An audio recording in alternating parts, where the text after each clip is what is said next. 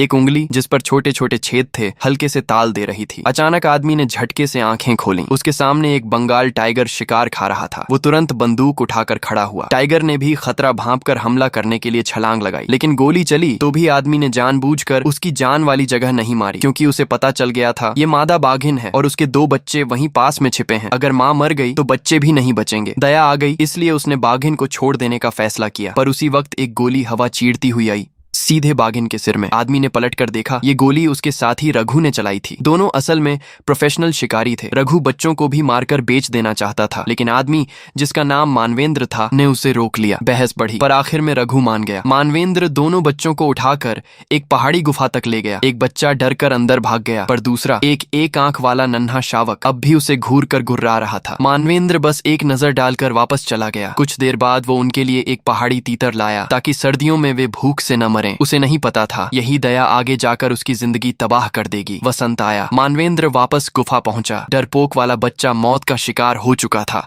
और वो एक आंख वाला बच्चा गायब। इसके बाद किस्मत ने करवट ली। शिकार से मिली कमाई से उसने शादी की, एक बेटा भी हुआ। पर 3 साल बाद घर में अनाज खत्म होने लगा तो मजबूरी में वो फिर शिकारी दल के साथ जंगल गया। मिशन बुरी तरह फेल हो गया। रघु भले बच गया, पर उसके चेहरे पर गहरी चोट रह गई और गलती से बाघ को गांव की तरफ भगा दिया गया। मानवेंद्र डरकर भागा कि कहीं गांव वाले मारे न जाएं। रास्ते में उसे पीछे से आवाज सुनाई दी। उसने फटाफट मुड़कर गोली चलाई। कुछ तो गिरा, पर तभी उसके पीछे एक भयानक साया खड़ा हो गया। वो था वही बड़ा एक आंख वाला बाघ, अब पूरी तरह जवान और जंगल का राजा। मानवेंद्र डर के मारे जम गया, पर बाघ ने उसे पहचान लिया। उसने कुछ नहीं किया और चुपचाप वापस चला गया। मानवेंद्र ने राहत की सांस ली, पर तभी उसे याद आया कि उसकी गोली किससे लगी। वो दौड़कर पहुंचा और चीख निकल गई। जमीन पर उसकी पत्नी पड़ी थी। अनजाने में उसी को मार दिया था। इस सदमे के बाद उसने हथियार छोड़ दिए और बेटे शौर्य के साथ जंगल में अकेला रहने लगा। जड़ी बूटी बेचकर गुजर बसर करता रहा। फिर एक दिन दुनिया बदल गई। ब्रिटिश सैनिकों ने उस इलाके पर कब्जा कर लिया। उनका कैप्टन अजीब शौक रखता था, दुर्लभ जंगली जानवरों का कलेक्शन। उसे सुनाई दिया कि पहाड़ों में एक आंख वाला टाइगर किंग शेरराज रहता है। उसने उसे पकड़ने के लिए अपने लोग भेजे। पहले मानवेंद्र से मदद मांगी, लेकिन वो शिकार छोड़ चुका था, इसलिए उसने मना कर दिया। तब वे रघु के पास गए। रघु ने तो बदला लेना था, तुरंत तैयार हो गया। शिकारियों ने पहाड़ी में जाल बिछाया और एक मादा टाइगर को फंसा लिया। उसकी ताकत अब भी जबरदस्त थी। टीम का एक आदमी दया दिखा रहा था, पर रघु ने कुछ नहीं सुना, सीधे गोली मार दी। उन्हें नहीं पता था वो मादा टाइगर कोई और नहीं, शेरराज की साथी थी। शावक और मां की लाश सैनिक कैंप ले जाई गई। ग्रामीण सहमे हुए थे, क्योंकि शेरराज होने से ही पहाड़ों के जानवर गांव में नहीं आते थे। पर अंग्रेजों को बस शोहरत चाहिए थी। कैंप में फोटो खींची, मजाक हुआ, लेकिन कैप्टन नाराज था। उसे तो टाइगर किंग चाहिए था। रघु ने प्लान दिया।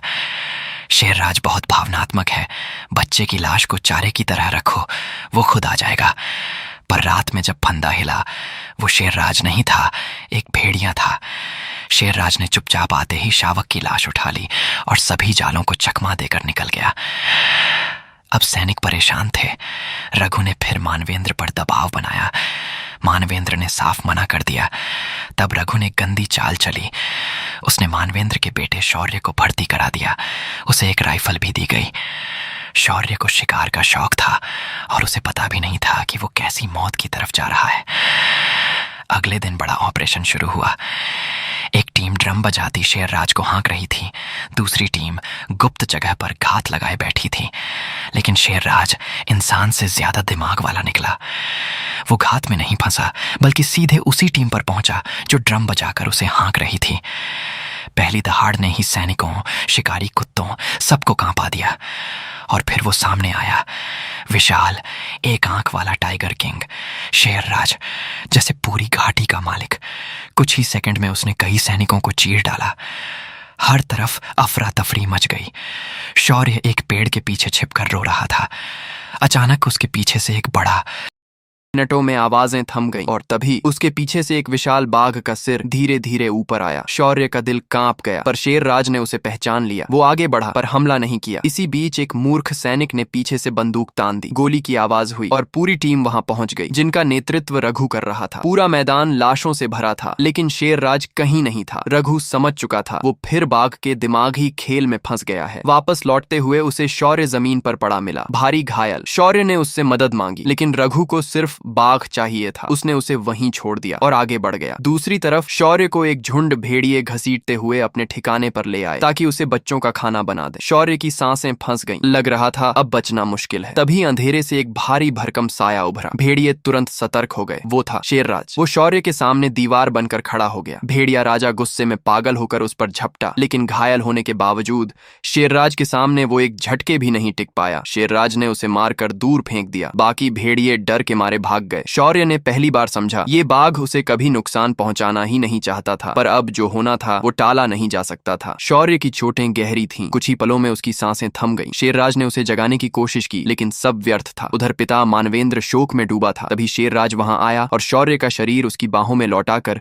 चुपचाप खड़ा रहा। भाषा अलग थी, जिंदगी अलग थी, पर दर्द एक सा था। उस पल दोनों एक दूसरे को समझ रहे थे, पर जापानी सेना ने इसे अपनी बेइज्जती माना, क्योंकि शेरराज ने उनके 2 पूरे दस्ते खत्म कर दिए थे। वे गुस्से में जंगल को उड़ाने पर उतर आए। जैसे ही बम फटे, जंगल कांप गया। जानवर चीखते हुए जान बचाने लगे। शेरराज ने अपने बच्चे की लाश को आखिरी बार देखा और गुफा से बाहर निकल गया। वो घायल था, कमजोर भी, पर अपने घर को जलते हुए देखकर उसने आखिरी लड़ाई लड़ने का निर्णय लिया। धुएं में छिपकर उसने जापानी सैनिकों पर एक एक करके हमला किया। वे चीखते रहते, फिर जंगल फिर से शांत हो जाता, एक भयानक खामोशी के साथ। एक अधिकारी ने जैसे ही ऊपर देखा, चांदनी में शेरराज ने उस पर छलांग लगा दी। अब वो खुद को छुपा नहीं रहा था। मेरे घर को जलाया, मेरे बच्चे को मारा, आज कोई वापस नहीं जाएगा। गोलीबारी, धमाके, सबके बीच वो अकेला बाघ सैकड़ों सैनिकों से लड़ रहा था। जैसे मौत से डरने वाला नहीं, बल्कि मौत बांटने वाला योद्धा। आखिरकार पूरा दस्ता खत्म हो गया, लेकिन पेड़ों के पीछे रघु पहले से छिपा बैठा था। शेरराज बेहद कमजोर हो चुका था, लहूलुहान, गिरने के कगार पर। रघु ने मौका देखकर अपने लोग बुलाए। रस्सियां फेंकी गईं। शेरराज ने पूरी ताकत लगा दी, पर जख्म गहरे थे। वो गिर पड़ा। रघु आगे बढ़ा। इसको मैं खुद मारूंगा, अपनी बीवी का बदला। शेरराज भी उसे पहचान गया, जिसने उसकी माँ को मारा था। उसकी आखिरी बची ताकत गुस्से की आग बनकर भड़क उठी। उसने सारी रस्सियां तोड़ी। एक झटके में रघु को उछाल दिया। हड्डियां टूटने की आवाजें गूंजी। फिर उसने रघु को बुरी तरह चीर दिया। ये खूनी अध्याय वहीं खत्म हुआ। बाकी सैनिक दहशत में खड़े रह गए। गोली चलाने की हिम्मत न पड़ी। शेरराज लड़खड़ाता हुआ जंगल की ओर चला गया। इस बीच जापानी कमांडर ने आदेश दिया, मानवेंद्र को पकड़कर लाया जाए। अगर वो शेरराज को ढूंढने में मदद नहीं करेगा तो पूरे गांव को मार दिया जाएगा। दूसरी तरफ शेरराज अंतिम बार मानवेंद्र से मिलने आया। दोनों ने एक दूसरे की आंखों में वही चीज देखी, खोया हुआ परिवार, खोया हुआ घर और एक मजबूरी जो उन्हें दुश्मन बना रही थी। शेरराज के जाते ही मानवेंद्र ने पुरानी बंदूक निकाली, अपने बेटे के शव को आग में दे दिया और भारी बर्फ में चलता हुआ जिद्दी पर्वत की चोटी तक पहुंच गया। सैनिक भी पीछे पीछे आ रहे थे। बचने का कोई रास्ता न था। पहाड़ी के शिखर पर मानवेंद्र और शेरराज आमने सामने खड़े थे। एक इंसान, एक बाघ, दोनों घायल, दोनों अकेले। मानवेंद्र ने उसे प्रणाम किया। एक तरफ माफी, एक